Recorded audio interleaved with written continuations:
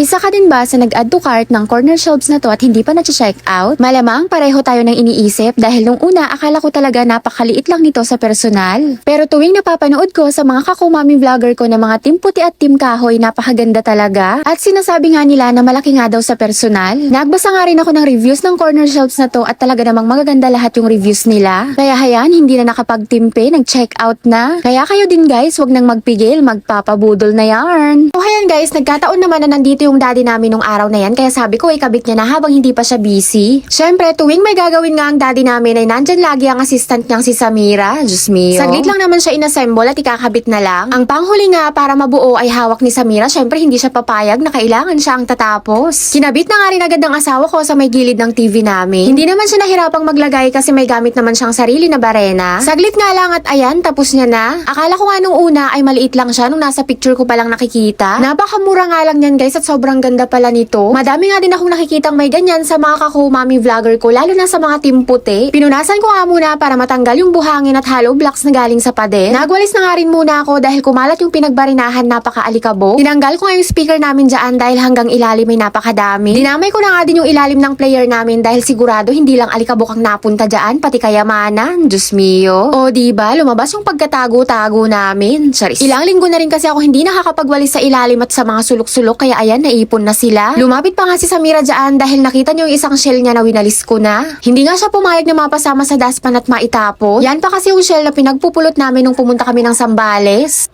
Naglaba nga din ako dyan ng basahan para ipampunat sa sahig para matanggal talaga yung alikabok. Matrabaho nga lang talaga pag nagpapabarena dahil talagang lahat ng gamit ay maaalikabukan. So ayan, nilubos-lubos ko na ang pagpunas. Total na simulan ko na rin naman. Kunyari masipag ako. Pinunasan ko na nga din ng wipes yung Bluetooth speaker namin dahil puro alikabok na nga nadagdagan pa. Diyos mio. Dinamay ko na nga rin sa punas yung nasa ilalim na player namin. Pati nga yung mga wire ay napunasan na rin. Hindi lang nakikita sa camera pero punong-puno talaga ng alikabok. Kahit paano ay nalinisan naman sila. Kung marunong nga lang silang magpasalamat ay nagpasalamat sila sa akin. Charis. So ayan guys, wala naman ako ibang maisip na ilagay dyan at wala naman ako ibang display na. Kaya pansamantala, ito munang mga pabango ang ilalagay ko dyan. Galing nga yan sa kwarto namin guys at nakakalat lang din naman doon. So ayan, ang una ko ang nilagay ang mga matatangkad na pabango dahil hindi naman siya kasa dyan sa may gitna. Yang pabango na nga yan ay sa pamangkin ko yan. Kahit yung isa na yan ay sa pamangkin ko din, hindi pa nga niya tinatapon kahit wala nang laman dahil nga bigay siguro ng boyfriend niya. Hinayaan ko lang naman dahil lahat naman yan pinagdaanan ko din. Next ko namang ilalagay itong regalo sa akin ng friendship ko last birthday ko. Hindi ko pa ngayon nagagamit at hindi ko pa nababawasan. Ewan ko ba, basta regalo, halos ayaw kong gamitin. Natutuwa talaga ako sa hanging organizer na to. Tapos heto naman, isa nga din to sa pinakagusto ko yung amoy na pabango na meron ako ngayon. Bigay lang din sa akin yan ng customer ko sa aming munting sari-sari store. Ginagamit ko nga lang yan pag aalis ako. Heto namang Amore Cream Cloud na to ay binili ko guys dahil trending nga ito ngayon. Mapa Shopee man or TikTok, napakadaming checkout niyan guys. Legit nga na mabango siya kaya pati ako napa-checkout na. Kung gusto niyong subukan guys, ilalagay ko na lang yung link sa comment section. At ang pinaka-paborito ko sa lahat na bigay sa akin, ang Justin Bieber Girlfriend. May pirma pa nga dyan si Justin Bieber. Hindi ko sure kung original to, pero sabi ng nagbigay sa akin yan ay galing pa nga yan ng ibang bansa. Pero pag sinesearch ko naman siya ay same na same dun sa original. Napa-Diyos mio pa nga ako sa sobrang mahal ng presyo ng pabango na yan. 3 beses ko pa nga lang ata nagagamit yan at ayokong maubos. Halos ayaw kong ang gamitin. At ang pinakahuli ay itong set na Bodycology. Grabe guys, sobrang bango niyan. Kahit sa mga bigay-bigay man lang ay makaranas man lang tayo ng mamahalin. Charis. Sa mga may gusto ng corner zigzag shelf guys, maglalagay na lang ako ng link sa comment. Napaka-organized niya tignan. So ayan, pansamantalayan muna yung mga ilalagay ko hanggat wala pa akong naiisip na pwedeng ilagay dyan na display. Sana guys, nakarating kayo hanggang dito sa dulo. At kung nagustuhan nyo tong video na to ay pa-like and share naman. Guys, for this